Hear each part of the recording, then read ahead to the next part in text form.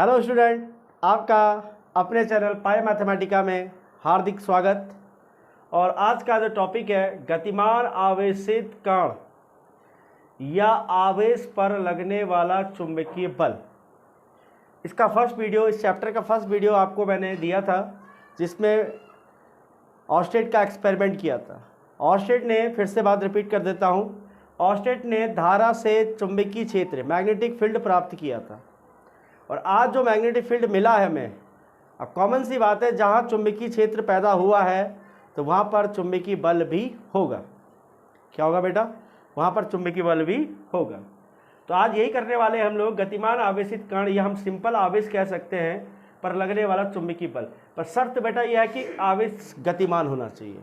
क्या होना चाहिए बेटा? गतिमान। तो ठीक है बच्चों, कैसे करते हैं आराम से इसको समझिए। गतिमान आवेशित कण या आवेश पर लगने वाला चुंबकीय बल। देखिए, मैंने यहाँ पर एक चुंबकीय क्षेत्र को क्रिएट किया है।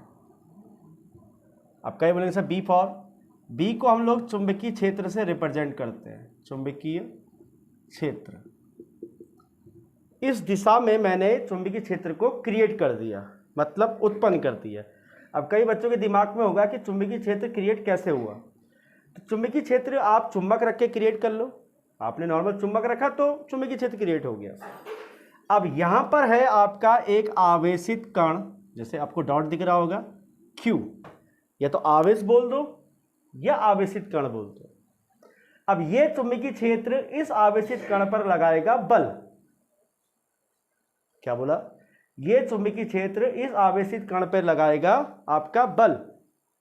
अच्छा जी, कॉमन सी बात है, अगर कोई गुरुत्वीय क्षेत्र, क्लास 11 में पढ़ा होगा आपने, अगर कोई गुरुत्वीय क्षेत्र किसी पिंड पर बल लगाता है तो उस बल का नाम होता है गुरुत्वाकर्षण बल। अच्छी बात है। इससे पहले के यूनिटों में, वैद्युत क्षेत्र वाले चैप्टरों में, कोई वैद्युत क्षेत्र किसी आवेश पे बल लगाता है उसे कहते हैं वैद्युत बल। तो सेम इसी प्रकार ये चुंबकीय क्षेत्र इस कण पर बल लगा रहा है तो उस बल को कहेंगे चुंबकीय बल। आप मेरी बात समझ पाए? उसको कहेंगे चुंबकीय बल। अब ये चुंबकीय क्षेत्र इस पर बल लगाएगा। कितना लगाएगा उसका हमें फार्मूला प्रूव करना है, सिद्ध करना है। पर आवेशित कण या आवेश बोलो, एक ही बात है सर। ठीक है, तो बेटा देखिए, हमने यहाँ पर एक आवेशित कण रखा हुआ है और ये आवेशित कण चुंबकीय क्षेत्र के साथ थीटा कोण बनाते हुए, क्या बोला सर? ये आवेश या आवेशित कण चुंबकीय क्षेत्र के साथ थीटा कोण बनाते हुए भी वेग से सर गतिमान है। कितने वेग से? भी वेग से गतिमान है। कितने वेग से है? भी वेग से गतिमान है। क्या कोण बनाते हुए? थीटा कोण बनाते हुए। किसके साथ बेटा? चुंबकीय क्षेत्र के साथ। चलो, इतनी बात समझ में आई। आपको गतिमान लेना है, भी वेग से गतिमान है, उसका वेग कितना है? वेलोसिटी v है। तो प्रैक्टिकली क्या देखा गया, आराम से सुनना, कुछ चीजें कॉमन सेंस होंगी, आराम समझना। प्रैक्टिकल का अभाव है, फिर भी हम कॉमन सेंस से आपको समझाने की पूर्णतः कोशिश करेंगे। अब ये चुंबकीय क्षेत्र मैंने कहा था इस आवेशित कण या इस आवेश पर लगाएगा बल। तो जो बल पैदा हुआ F, जो बल पैदा हुआ F, ये बल इस आवेश के प्रोपोर्शनल होगा। पहली बात। अब कई लोग बोलेंगे सर ये कैसे प्रोपोर्शनल हुआ, समझ में नहीं आया। प्रोपोर्शनल का मतलब समझा देता हूं मैं। हिंदी में हम लोग इसे कहते हैं समानुपाती। क्या बोलते हैं? समानुपाती, या कई लोग बोलते हैं अनुक्रमानुपाती। समानुपाती या अनुक्रमानुपाती। समानुपाती का मतलब सीधे सीधे शब्दों में साफ क्लियर हो रहा है कि आपका Q आवेश बढ़ेगा तो बल भी बढ़ेगा। समान काम हो रहे हैं ना, समानुपाती। ये आवेश घटेगा तो बल भी घटेगा। तो एक दूसरे के ये प्रोपोर्शनल है, समानुपाती है। फिर से समझो, अब कहने का मतलब आप जितना बड़ा आवेशित कण लेंगे, जितना बड़ा आवेश लेंगे, उतना उस पर बल लगेगा। तो कॉमन सेंस से समझ गए हम लोग कि बल आवेश के क्या होता है? प्रोपोर्शनल होता है। ठीक है। दूसरी बात कॉमन सेंस कि ये जो बल होता है, चुंबकीय क्षेत्र जो आवेशित कण पर बल लगाता है, ये चुंबकीय क्षेत्र के प्रोपोर्शनल। यहां भी कॉमन सेंस लगाना है कि जितना बड़ा चुंबकीय क्षेत्र होगा, जितना पावरफुल आप मैग्नेटिक फील्ड जनरेट करेंगे, उतना ज्यादा वो चुंबकीय बल उत्पन्न करेगा। That is proportional. कौन सी बात हुई?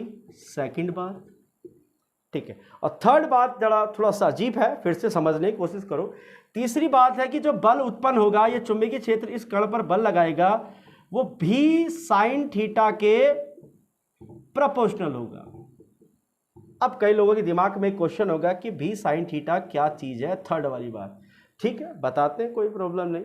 तो समझिए, जैसे कि आप वेक्टर में पढ़ चुके हैं, मान लीजिए वेक्टर बताते हैं आपको बताया जाए कि ये एक्स एक्सिस है और ये वाई एक्सिस है, दो अक्ष है आपके पास, एक्स अक्ष और वाई अक्ष।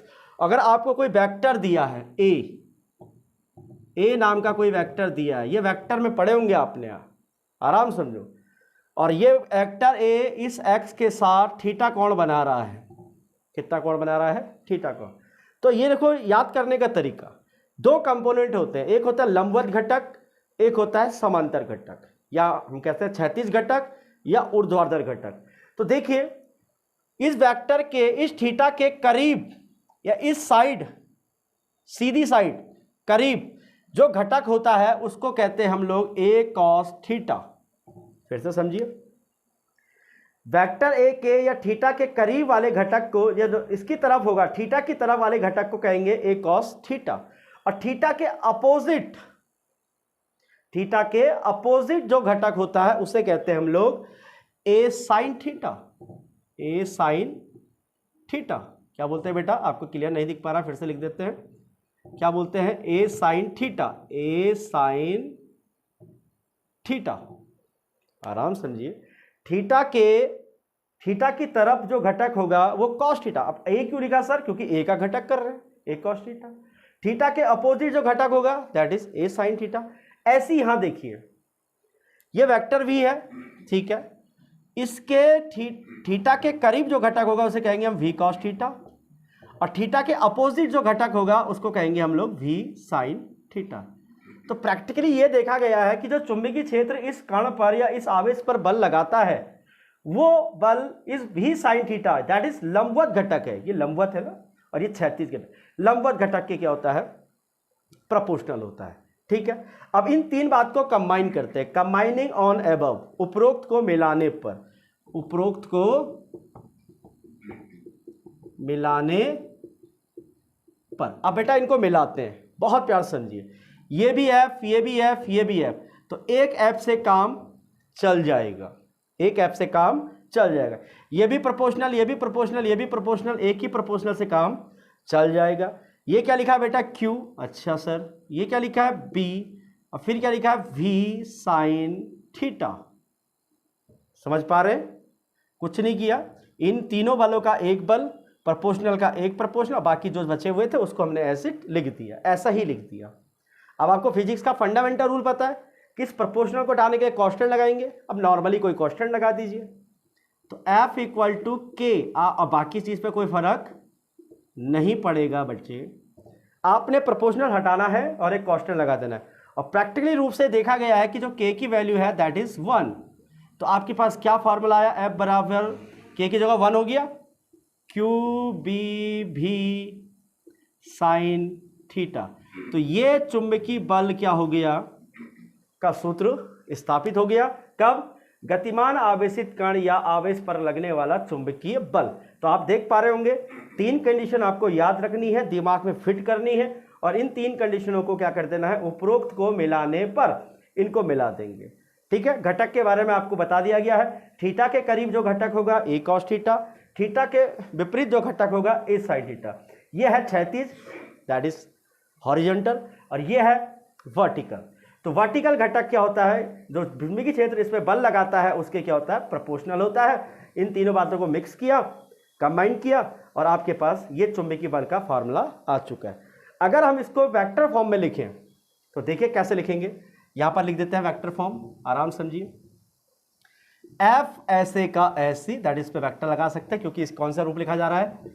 सदिश रूप लिखा जा रहा है, सदिश रूप, वेक्टर फॉर्म। तो एफ ऐसे का ऐसी, क्यू के साथ कोई छिड़खानी ना करें, ऐसे का ऐसी, बी क्रॉस वी, ये है इसका वेक्टर फॉर्म। अब क्या बोलेंगे सर साइन थीटा कहां गया? अरे यार, आप वेक्टर में पढ़ चुके हैं कि vector A cross vector B अगर ए बी साइन थीटा होता है तो वी क्रॉस बी क्या होगा, वी वी साइन थीटा। तो आप वी वी साइन थीटा को वी क्रॉस बी लिख सकते हैं, जैसे आप ए बी साइन थीटा को ए क्रॉस बी लिख सकते हैं, ऐसी वी वी साइन थीटा को आप वी क्रॉस बी लिख सकते हैं। तो आज का टॉपिक हमारा था गतिमान आवेशित कण आवेश पर लगना चुंबकीय बल, और आप इसको उम्मीद करता हूं इस बल को समझ पाए हो, और आई होप आप समझ पाए हैं। ठीक है, और इसको आप लोग दिमाग में फिट बैठा लीजिए, दिमाग में फिट कीजिए, और ठीक है, थैंक यू।